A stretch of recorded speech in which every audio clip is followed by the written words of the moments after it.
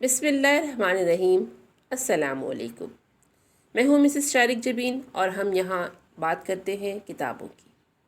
آج میں نمرہ احمد کی کتاب میں انمول کا کچھ حصہ آپ سے شیئر کرنا چاہتی ہوں۔ نمرہ احمد اپنی کتاب میں انمول کے 15ویں باب میں سیلف اسٹیم پر بات کرتی ہیں۔ سیلف اسٹیم پر بات کرتے ہوئے وہ واقعہ یوسف علیہ السلام پر آتی ہیں اور اس واقعے سے ہونے والے اسباق پر روشنی ڈالتی ہیں۔ نمرہ احمد لکھتی ہیں، اللہ تعالیٰ سورہ بنی اسرائیل میں فرماتا ہے، اور ہم نے بخشی بنی آدم کو عزت۔ یہاں اللہ تعالیٰ نے کرم کا لفظ استعمال کیا ہے، یعنی ہم نے بنی آدم کو کریم بنایا ہے۔ کریم یعنی نوبل۔ اور رسول اللہ صلی اللہ علیہ وآلہ وسلم نے فرمایا ہے کہ یوسف بن یعقوب بن اسحاق بن ابراہیم خلیل الرحمن علیہ السلام کریم بن کریم بن کریم بن کریم تھے۔ جب میں یہ حدیث پڑھ رہی تھی تو میں نے سوچا کہ یوسف سب سے عزت دار کیوں تھے؟ ان کی وہ کیا خصوصیات تھیں جو ان کو باعزت بناتی تھیں؟ کیا صرف ان کے آباء و اجداد کا نبی ہونا؟ اگر ہمیں اپنی سیلف اسٹیم اس لیول پر لے کر جانی ہے کہ جہاں ہم اپنی نظروں میں بھی کریم یعنی عزت دار ہو جائیں، تو اس کے لیے ہمیں اپنے والد یوسف علیہ السلام کی زندگی کو غور سے دیکھنا ہوگا۔ یوسف علیہ السلام کا قصہ ہم بچپن سے سنتے آ رہے ہیں۔ یہ قرآن کے قصہ جات میں ہمیں عموماً سب سے دلچسپ لگتا ہے، کیونکہ اس میں ماڈرن زمانے کی کہانیوں کے تمام عناصر موجود ہیں: محبت، نفرت، حسد، سازش اور پھر آخر میں مثبت اور منفی کرداروں کا ایک گرینڈ شو ڈاؤن۔ یوسف علیہ السلام کے والد یعقوب علیہ السلام کو اپنے بیٹے سے بہت محبت تھی۔ عزیز مصر کی بیوی بھی یوسف علیہ السلام کی محبت میں گرفتار ہوئی۔ یوسف علیہ السلام کے بھائیوں کو ان سے حسد تھا اور انہوں نے سازش کر کے یوسف کو اپنے باپ کی نظر سے دور کر دیا۔ مصر میں بھی یوسف علیہ السلام کے ساتھ کئی زیادتیاں ہوئیں۔ جب انہوں نے عزیز مصر کی بیوی کے غیر اخلاقی دعوت نامے کو قبول نہیں کیا تو اس نے ان کو قید میں ڈلوا دیا، لیکن آخر میں یوسف علیہ السلام کو اللہ تعالیٰ نے ایک عزت دار عہدے پر پہنچایا اور ان کی کہانی کے تمام کردار وہاں جمع ہوئے اور سب ان کے آگے تعظیماً جھک گئے۔ یہ ہے اس قصے کا مختصر سا احوال۔ اب اسی قصے کو دوسری نظر سے دیکھیں۔ یوسف علیہ السلام کے بارے میں ہم بچپن سے کیا پڑھتے آئے ہیں کہ وہ بہت حسین و جمیل تھے۔ قرآن میں البتہ اللہ تعالیٰ نے ان کے حسن کے بارے میں کچھ نہیں کہا، صرف مصر کی عورتوں کا تبصرہ بیان فرمایا ہے کہ جب انہوں نے یوسف علیہ السلام کو دیکھا تو حیرت سے بولیں کہ یہ تو جیسے کوئی فرشتہ ہے۔ یوسف علیہ السلام کو اس دنیا کا آدھا حسن دیا گیا تھا، لیکن قرآن میں اللہ تعالیٰ نے یوسف علیہ السلام کی دوسری خوبیوں کا تذکرہ کیا ہے، حسن کا نہیں۔ یوسف کی کہانی کو قدم با قدم دیکھیں۔ یوسف اپنے بچپن سے ہی اپنے باپ کو سب سے زیادہ محبوب تھے۔ اس شے نے دوسرے بھائیوں کے دل میں ان کے لیے حسد ڈال دیا تھا۔ جب آپ کسی ایسے خاندان سے تعلق رکھتے ہوں یا آپ کا سسرال ایسا ہو جہاں لوگ آپ سے جلتے ہوں اور ہر وقت آپ کو برا ثابت کرنے کی کوشش کرتے ہوں، ایسے میں اللہ تعالیٰ آپ کو ایسے مواقع فراہم کرتا ہے جن میں آپ کو زیادہ عزت مل سکتی ہے، بشرط یہ کہ آپ ان مواقع کو پہچانیں اور اپنی عزت کروائیں۔ اللہ کسی قوم کی حالت نہیں بدلتا جب تک وہ خود اپنی حالت نہ بدلے۔ کیا آپ ان مواقع کا فائدہ اٹھاتے ہیں یا آپ خود ترسی کا شکار ان رشتہ داروں کی باتوں پر کڑتے رہتے ہیں اور ان کی سازشوں کا جواب دینے میں خود کو الجھائے رکھتے ہیں؟ اگر آپ ان کے لیول پر اتر آئیں گے تو آپ اپنی عزت بڑھانے کا موقع کھو دیں گے۔ یوسف علیہ السلام کی عزت کیسے بڑھی تھی؟ ان کے سچ سے۔ انہوں نے ایک خواب دیکھا اور ٹھیک ٹھیک اسے جا کے اپنے باپ کو سنا دیا۔ باپ نے منع کیا کہ اسے بھائیوں کو نہ سنانا۔ کیوں نہ سنانا؟ کیونکہ اگر آپ کو ایک ہائی ویلیو انسان بننا ہے تو آپ کی کچھ حدود ہونی چاہیے۔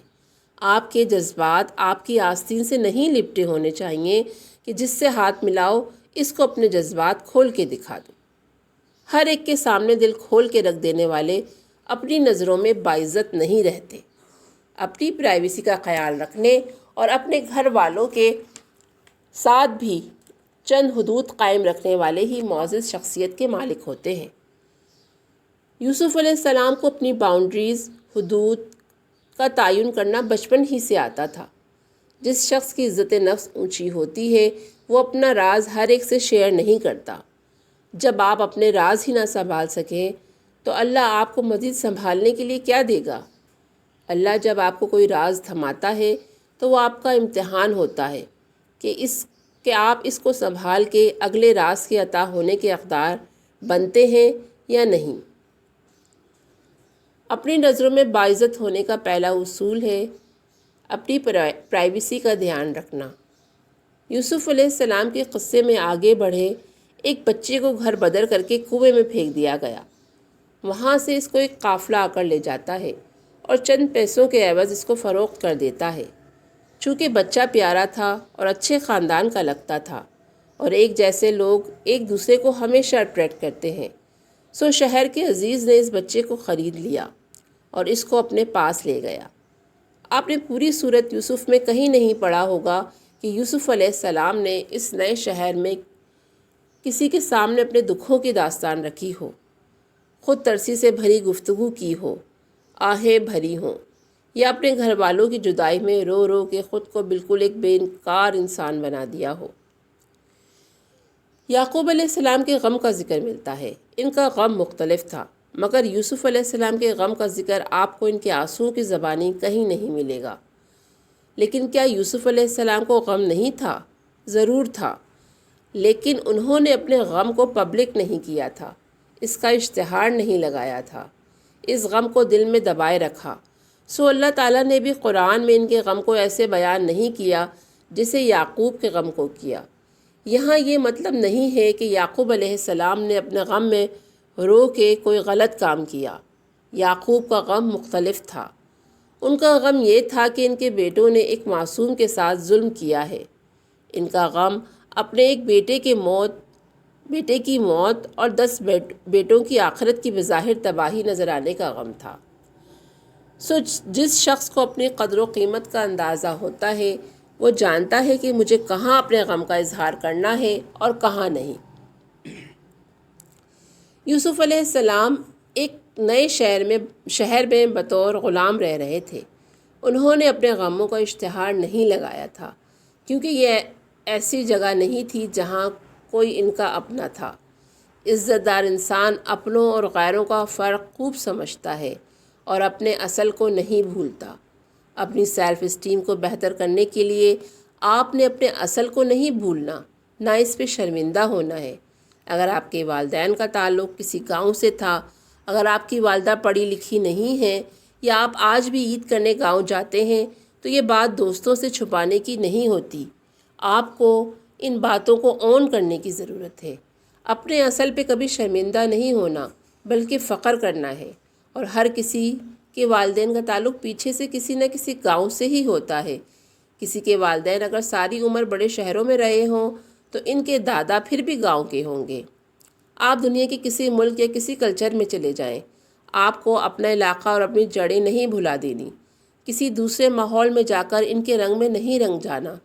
جیسے کسی بہت ماڈرن رشتہ دار کے ہاں آپ کسی شادی پر جائیں اور ان کے ہاں دولت، رنگوں اور روشنیوں کی بہار دیکھ کے آپ کو اگر اپنا آپ کم حیثیت لگنے لگے تو آپ کو سیریسلی اپنی سیلف اسٹیم پہ کام کرنے کی ضرورت ہے۔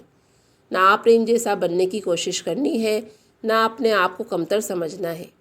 آپ کے ذہن میں اپنا پرسنالٹی اسکیچ، اپنی ویلیوز اور اپنی حدود کا ٹھیک اندازہ ہونا چاہیے۔ یہ کام ہیں جو آپ کر سکتے ہیں، یہ کام ہیں جو آپ نہیں کر سکتے۔ آپ کی کچھ باؤنڈریز ہے، آپ کسی کو خوش کرنے کے لیے اپنے اصولوں کو نہیں توڑیں گے۔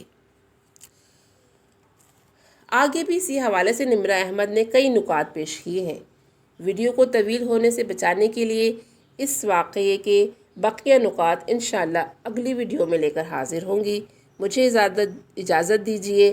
اللہ ہم سب کا حامی و ناصر ہو۔ السلام علیکم۔